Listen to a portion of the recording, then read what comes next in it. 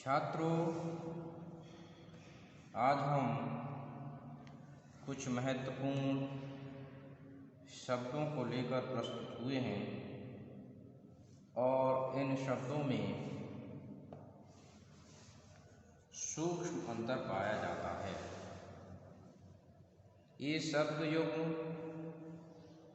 प्रायः हम प्रयोग में लाते हैं, परंतु इनमें अंतर होता है और इस अंतर को जानना या समझना परम आवश्यक है। तो छात्रों, शुरू करते हैं। पहला शब्द है आकार और रूप।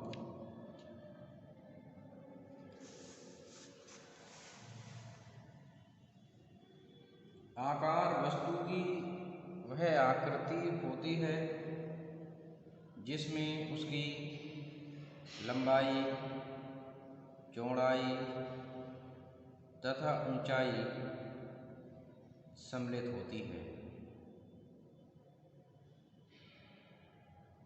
तो उसे आकार कहते हैं।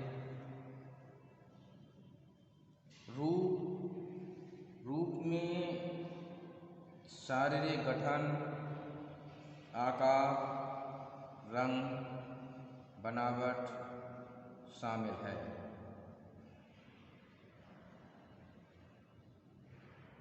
कहने का आशय है कि आकार किसी वस्तु से संबंधित होता है, जबकि रूप किसी व्यक्ति से संबंधित होता है।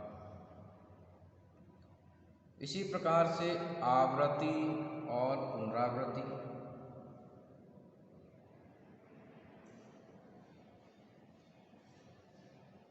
अविराम या समय समय पर होने वाली घटना के लिए आवृत्ति कहते हैं, जैसे दोलक की आवृत्ति आयाम पर निर्भर करती है।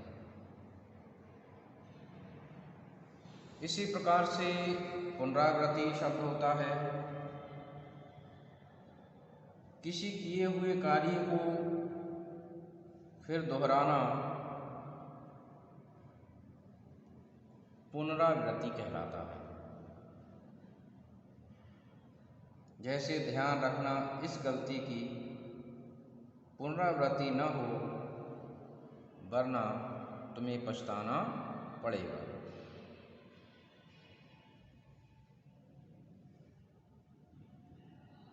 उसके बाद आशंका और शंका। आशंका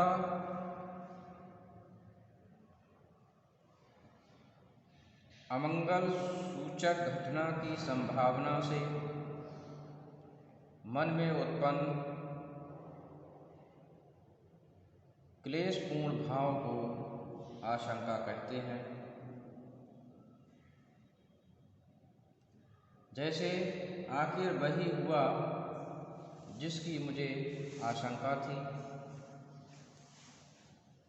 उसके बाद है शंका।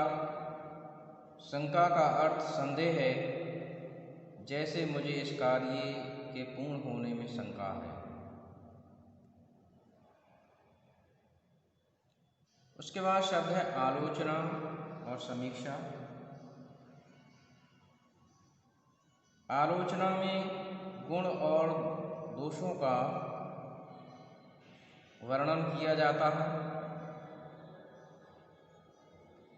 जबकि समीक्षा में सम्यक दृष्टि से उसके गुण और दोषों को देखते हुए उसके महत्व का प्रतिपादन भी किया जाता है।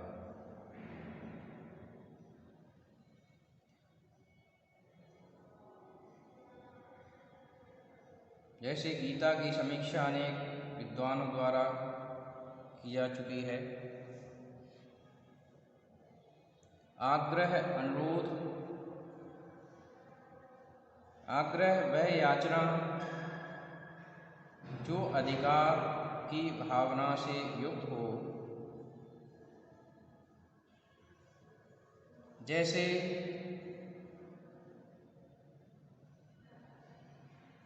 छात्रों के आग्रह पर गुरुजी ने उन्हें खेलने की अनुमति प्रदान की। इसके बाद अनुरोध नम्रतापूर्ण याचना को अनुरोध कहते हैं। जैसे शिक्षक के अनुरोध पर प्राचार्य जी ने शिक्षक को अवकाश प्रदान किया। उसके बाद है आशंसा और अनुशंसा।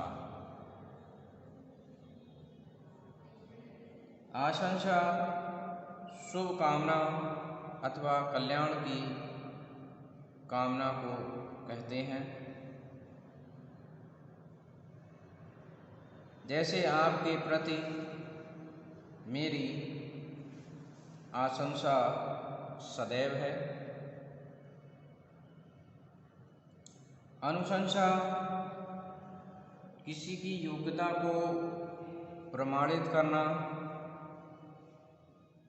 जैसे विनोद को मेरी अनुशंसा पर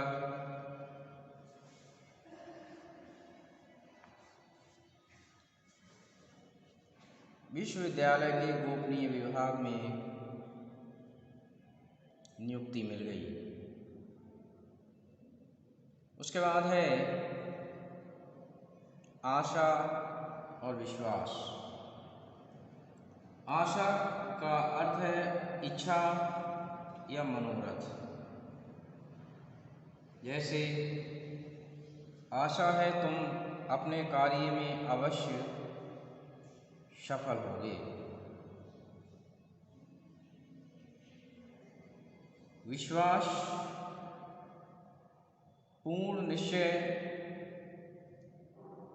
या पूर्ण आशा को कहते हैं।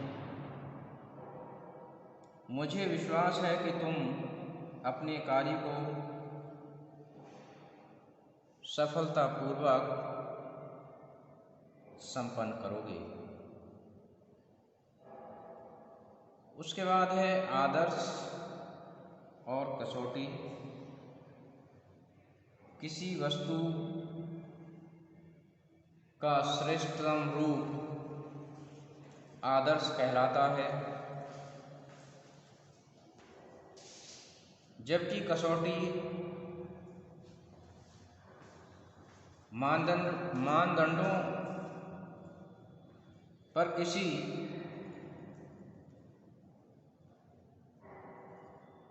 व्यक्ति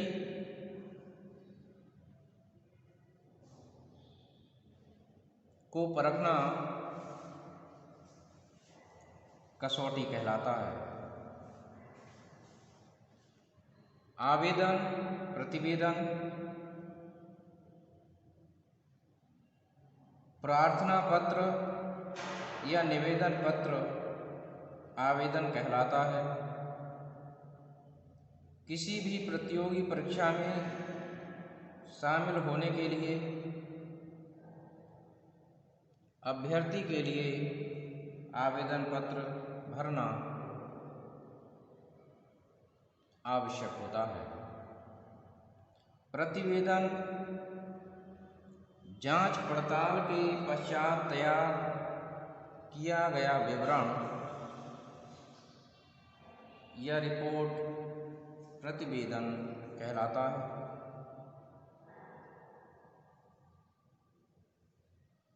जैसे कोयला घोटाले की जांच के लिए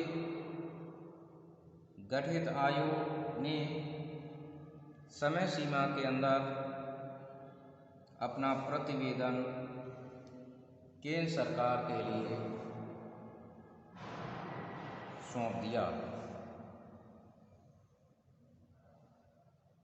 इसके बाद है आवश्यक, अनिवार्य।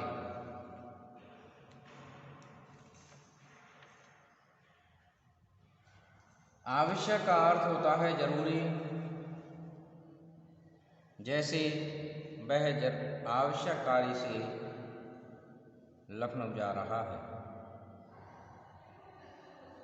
इसके बाद है अनिवार्य,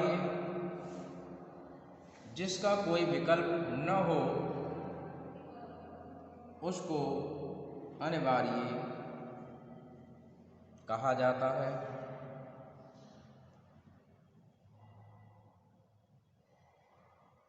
जैसे परीक्षा में सभी प्रश्न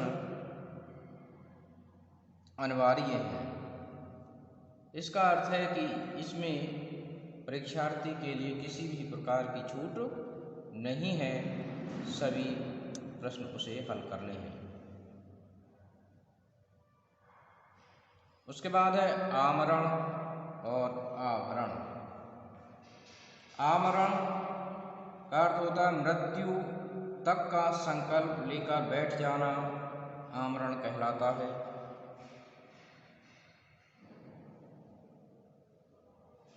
जैसे आमरण अनशन पर बैठकर सरकार पर दबाव डालना आजकल आंदोलनकारियों का स्वभाव बन गया। उसके बाद है आभरण, शरीर पर धारण करने वाली शोभायमान वस्तु, जिन्हें आभूषण भी कहते हैं। रत्नों से जड़े हुए आभरण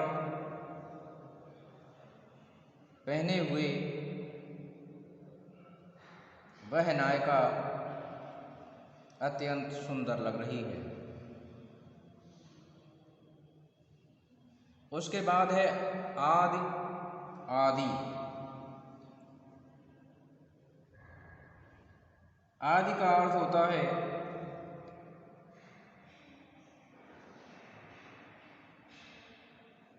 प्रारंभ,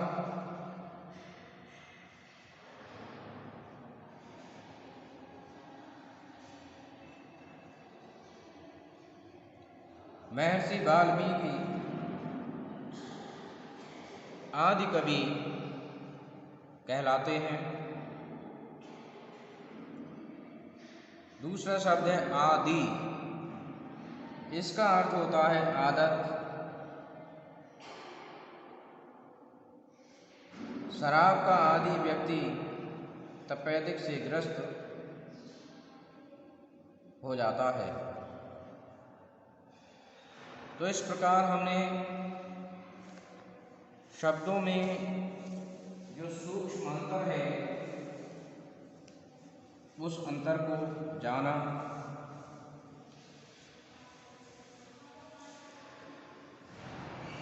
मैं समझता हूँ आपने इस अंतर को समझा होगा।